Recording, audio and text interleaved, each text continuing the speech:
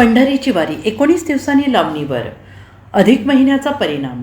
7 जुलैला तुकोबांचे तर 8 जुलैला माऊलींचे प्रस्थान. यंदा ज्येष्ठ महिना अधिक आला आहे. 17 मे ते 14 जून अधिक ज्येष्ठ, त्यानंतर 15 जून ते 14 जुलै नीच आणि नियमित ज्येष्ठ आलेला आहे.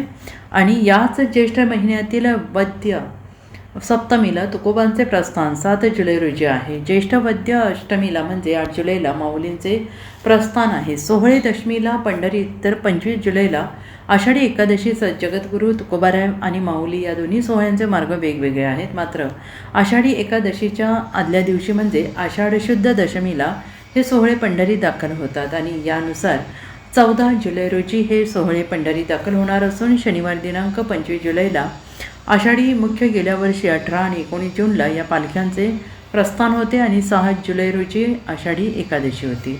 म्हणजे गेल्या वर्षीपेक्षा यंदाचा पालखी सोहळा हा 19 दिवस पुढे गेला आहे. त्यामुळे यंदा शेतीची बरीच कामे आटोपून शेतकरी वारीला जाणार आहेत.